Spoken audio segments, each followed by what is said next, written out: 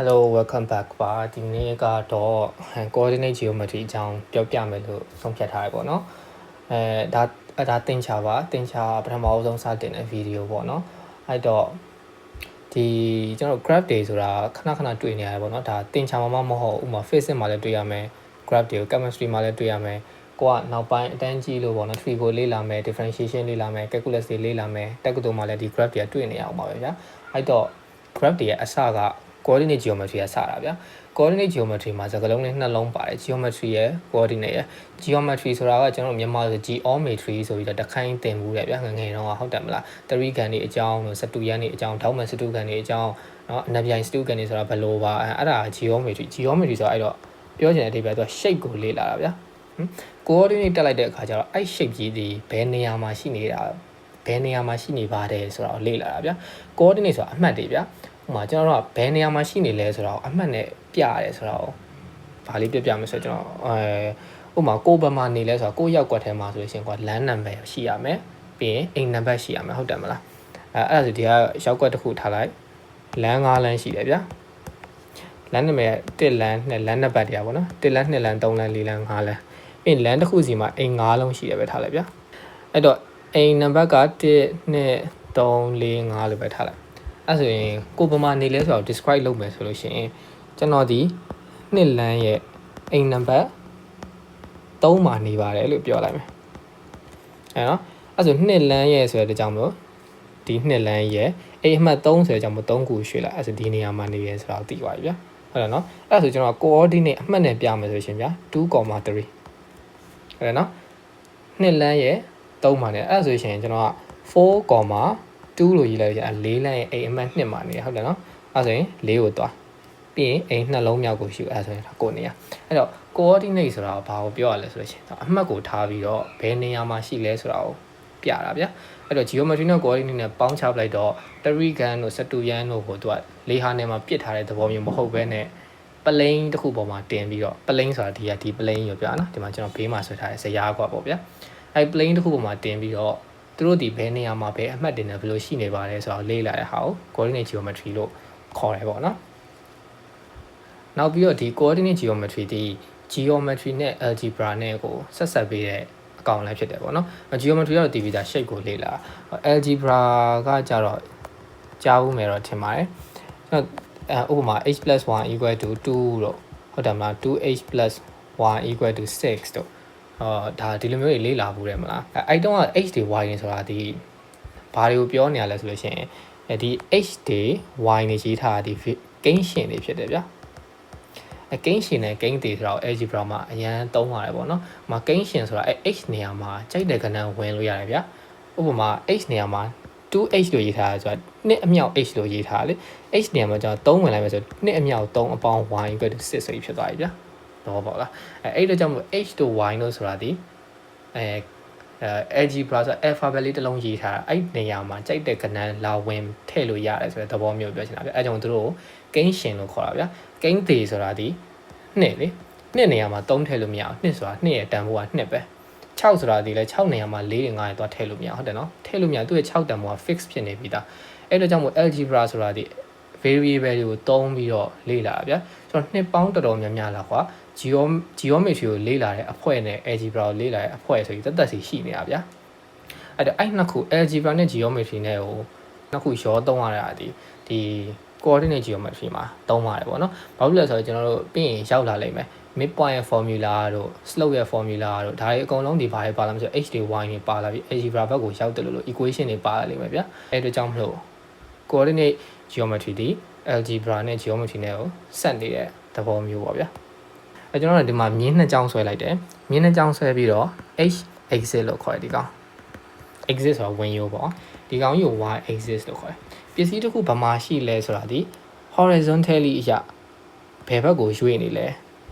vertically အရာဘယ်လောက်အမြင့်မှာရှိနေရလဲဘယ်လောက်အနိမ့်မှာရှိနေရလဲအဲ့နှစ်ခုကိုကြည့်ပြီးတော့ကျွန်တော် plane တစ်ခုပေါ်မှာအမှတ်တစ်ခုဒီဘာမှရှိလဲလို့ပြောလို့ရတယ်ဗျာ h axis မှာနာမည်တက်လိုက်မယ်နော်1 2 3 4 5 6ဒီဘက်ကကျတော့ခလက်တက်ဒီ3ညဖြစ်မယ်နောက်တစ်မျိုး o လို့လည်းခေါ်လို့ရတယ်ဒီကောင်ဒီ origin အမှတ် origin ဒီဘက်ရောက်သွားလို့ရှိရင်ကျွန်တော် -1 -2 -3 -4 -5 minus ပဲရောက်သွားအဲ့တိုင်းပဲ vertically ကလည်း1 2 3 4 5 6ရှိမယ်အောက်ရောက်သွားရင် -1 -2 -3 -4 အဲကျွန်တော်အမှတ်တမှတ်ဒီဘယ်နေရာမှာရှိနေလဲဆိုတော့ h a အရာပေါ်ပြပြီးတော့မှ y a အရာပေါ်ပြမယ်เนาะအဲ့ဒီမှာကျွန်တော်ရဲ့အမှတ်ဒီ 2,4 ဆိုလို့ရှိရင်သူဒီညာဘက်ကို2နေရာသွားတယ်ပြီးရင်4ဆိုတဲ့အတွက်ကြောင့်မလို့အပေါ်ဘက်ကို4ခုထောင်တက်သွား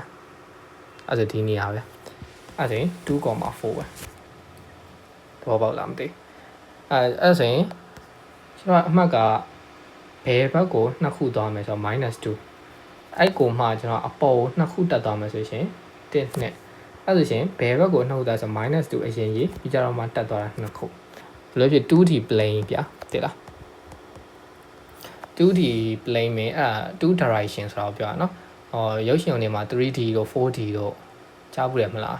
အဲ့ဒါဘာကိုပြောရဆို direction ပြောရနော်ဟုတ်2 direction ဆိုတာဘာဖြစ်သွားရလဲဆိုရှင်ဟိုဘက်ဘေးဒီဘက်ဘေးတိုးလိုက်ရတယ်ရှေ့တိုးနောက်ဆုတ်လုပ်လိုက်ရ2 direction ပဲ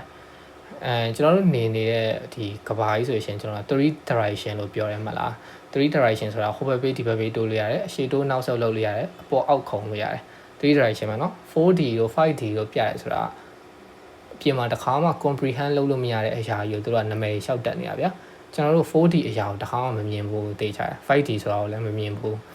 မြင်လို့လည်းမရဘူးပေါ့နော်ကျွန်တော်ရဲ့မျက်စိအရာ 3D အထိပဲကြည့်လို့ရအောင်လို့တဘာဝတရားလုပ်ပြီးသား 2D 3D တွေလေးပေါ်ကုန်ပြီအဲ့တော့ပြန်ပြောရရင် h, y ဆိုပြီးတော့ coordinate point ဆိုပြီးရေးတယ်အရှိအကောင်ဒီ h coordinate ဖြစ်ပြီးတော့နောက်အကောင်ဒီ y coordinate ဖြစ်တယ်အဲ့တော့ quadrant ၄ခုရှိတယ်ဒီဟာ quadrant 1 quadrant 2 quadrant 3 quadrant 4လို့သတ်မှတ်တယ် quadrant လို့ဘာကြောင့်ခေါ်ရတဲ့နော်၄ပုံတစ်ပုံမို့လို့ quadrant လို့အင်္ဂလိပ်လိုခေါ်တာအဲ့တော့ quadrant 1မှာဆို coordinate point နေဒီအရှိအကောင်အပေါင်းနောက်အကောင်အပေါင်းဆိုမှာဗျာဘာလို့လဲဆိုတော့ဒီဘက်အချမ်းအပေါင်းအပေါ်တက်သွားလဲအပေါင်းပဲမို့လို့ quadrant 2ဆိုလို့ရှိရင် h coordinate အနှုတ် y coordinate အပေါင်း quadrant 3ကကျတော့နှစ်ခုလုံးအနှုတ် quadrant 4ကကျတော့ h အပေါင်း y နှုတ်ထားမှာဒါအမှတ်စရာမလိုပြီးကြတော့မှစရာပေါ်ပြန်ကြည့်လို့ရတယ်နောက်ကျွန်တော် graph အကြောင်းရှင်းတယ်တခါလေးပြောလိုက်မယ်သူဒီ scale တွေက consistent ဖြစ်ကြမယ် scale တွေက consistent ဖြစ်ရမယ်ဆိုတော့ဘာလဲဆိုရင်ဒီမှာနော် h မှာကျွန်တော်3ညာပြီးရင်1လာ1ပြီးရင်2လာတယ်အဲ့ဒါဆိုလို့ရှိရင်2ပြီးရင်3လာမယ်ဗျာအခြားခြားတာချင်းတူရမယ်ဗျာဥပမာကျွန်တော်3ညာပြီးလို့100လာရဲဆိုရင်100ပြီးလို့200လာမယ်200ပြီးရင်300လာမယ်100စီခြားမယ်ဆို100စီခြားသွားရမယ်နှစ်ခုစီခြားမယ်ဆိုရင်2 4 6 8အဲ့လိုဖြစ်သွားရမယ်နော်ပြီးတော့လို့ရှိရင် y axis မှာလည်းအဲ့တိုင်းပဲပေါ့ဗျာ scale က consistent ဖြစ်ကြမယ်ပထမတစ်ချက်နောက်တစ်ခုကကျတော့ axis နှစ်ခုမှာ scale ကွဲလို့ရတယ်ပြောချင်တဲ့အဓိပ္ပာယ်ဒီ h axis မှာကျွန်တော်ကဒီမှာ2ဒီမှာ4ဒီမှာ6အဲ့ဆိုရင် y axis မှာလည်း2 4 6လိုက်ရေးစရာမလိုဘူးဗျာ y axis မှာ100 200 300အဲ့လိုရေးလိုက်လို့ရတယ်เนาะဘာဖြစ်ကြမလဲဆိုရင်အဓိကသူ့ရဲ့ scale တစ်ခုစီမှာဒါ consistent ဖြစ်သွားရမယ်ဒါပေမဲ့ scale နှစ်ခုမှာကျတော့သူ3နဲ့ခဏကွဲလို့ရတယ်အဲ့နှစ်ချက်ကိုဒါအခြေခံပဲတည်သွားမှာပေါ့ဘာဖြစ်လို့လဲဆိုတော့ကျွန်တော် physics မှာတို့ chemistry မှာတို့တွေ့လိမ့်မယ်เนาะအချိန်တွေနဲ့ time acceleration graph တို့ time velocity graph တို့ဒီလို graph တွေတွေ့တဲ့အခါကျလို့ရှိရင်အောက်မှာကျတော့ second နဲ့ရေးပြီးတော့အပေါ်မှာကျတော့မှ100မီတာ200မီတာ300မီတာအဲ့လိုမျိုးရေးထားတာတွေ့လိမ့်မယ်ပေါ့နော်အဲ့ဒါတွေအတွက်ရှင်းပြလိုက်တာပါအဲ့ဆိုဒီဗီဒီယိုကိုနောက်ဆုံးစိတ်ဝင်စားစရာအချက်ကလေးနဲ့ဆုံးသက်ချင်တယ်ပေါ့နော်ဒီ coordinate geometry တွေကပေါ့နော်အခုပြောပြလိုက်တာလေးပဲမဟုတ်သေးဘူးပေါ့နော်သူကတအားကျယ်ပြန့်နဲ့သုံးလို့ရတာဗျာဥပမာကျွန်တော်တို့ဘယ်လိုအခြေအနေမှာတော့သုံးလို့ရလဲဆိုလို့ရှိရင်ဗျာဥပမာဒီ coordinate geometry ကိုသုံးပြီးတော့ကျွန်တော်တို့ Happy New Year တော့ဆိုလို့ရှိရင်ဒီဝင်ကြီးများရုံးမှာစစခန့်လိုက်ရှိုးပွဲလုပ်သွားတယ်မလားအဲစစခန့်လိုက်ရှိုးပွဲမှာတုန်းကလူတစ်ယောက်ကို8000တောင်းပါတယ်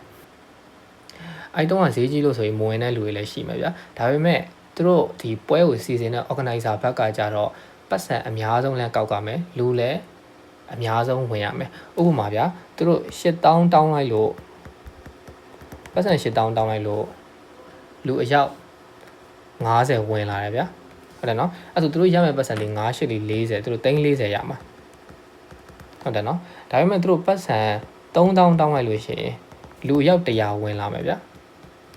ဟုတ်လားအဲ့ဆိုရှင်100နဲ့3000နဲ့ဆိုရှင်သူတို့ရမယ်ပတ်စံဒီ330ရမှာအဲ့ဆိုသူတို့ကလူဦးရေဘယ်နှယောက်များဝင်အောင်လို့ဆိုသူတို့လောက်တာမဟုတ်ဘူးเนาะသူတို့ကပတ်စံကိုဘယ်လောက်ထိအမြင့်ဆုံးထားပြီးတော့လူတွေကလည်းအများဆုံးဝင်နိုင်မဲ့အခြေအနေကိုသူတို့ကတွက်မှာဗျာ maximum ကိုတွက်မှာเนาะအဲ့လိုမျိုးတွေစီစဉ်တဲ့အခါကြလို့ရှင်ကျွန်တော်ဘာသုံးပြီးတော့ဆို graph ကိုသုံးပြီးတော့ maximum point ကိုရှာလို့ရတယ်ဗျာเนาะအဲ့ဒါဗမာစခဲ့ဆို1920ခုနှစ်လောက်မှာဆိုရှင်ကျွန်တော်လင်းပြန်နေမှာလေလင်းပြန်မှာဆိုရှင်အဲ့တော့ခေတ်တော့ဆိုလင်းပြန်နေတဲ့ဈေးကြီးရတယ်ပါတယ်လူတိုင်းမစီးနိုင်ဘူးပေါ့ဗျာအခုခေတ်ဒီလေမြန်မာနိုင်ငံမှာဆိုရင်เนาะလူတိုင်းလင်းပြန်မစီးနိုင်တိတ်ကြပါဥပမာလင်းတစ်ချောင်းဆွဲလိုက်လို့ရှင်ဗျာလင်းပြန်ထိုင်ကုန်ချင်းကိုတအားအမြင့်ကောက်လိုက်ပြန်တော့လေလူကတိတ်မရှိတော့အဲ့နော်ဒါပေမဲ့တအားနဲဝါပြန်တော့လေဥပမာ2000ကောက်လဲလူအယောက်100ဆန့်မှာပဲ3000ကောက်လဲလူအယောက်100ပဲဝင်မှာပဲဒါပေမဲ့4000ကောက်လိုက်တာတော့5000 6000ပတ်စံတအားမြင့်သွားကြတော့လူကတအားနဲဝါအဲ့တော့သူကလူလည်းအများဆုံးဝင်ရမယ်ပတ်စံကလည်းအများဆုံးတိုးကောက်နိုင်ရမယ်အဲ့လို maximum point တွေကိုရှာတဲ့အခါကျလို့ရှိရင်ကျွန်တော်တို့ဘာသုံးပါလဲဆိုရှင် coordinate geometry မှာပေါ့နော် quadratic formula equation တွေနဲ့ယူပြီးသုံးလို့ရတယ်ပေါ့ဗျာအဲ့အတွက်ကြောင့်မလို့ coordinate geometry ဒီနားလည်သွားလို့ရှိရင်သုံးရမယ့် area အများကြီးကျင်ပြတ်ပါတယ်အဲ့တော့ငငယ်တွေကပေါ့နော်ဒီအခြေခံ basic ကိုကောင်းကောင်းပိုင်ထားဖို့ရည်ကြီးရပေါ့အဲ့ဒါဆိုလို့ရှိရင်ဒီနေ့ကတော့ဒီလောက်ပါပဲနောက်ကျွန်တော်ဆက်ပြောပါမယ်ပေါ့နော်like and subscribe ပြီးတော့ comment လေးလည်းရေးပေးတော့ပါအောင်လည်းအားရှိအောင်လို့ပေါ့နော် bye bye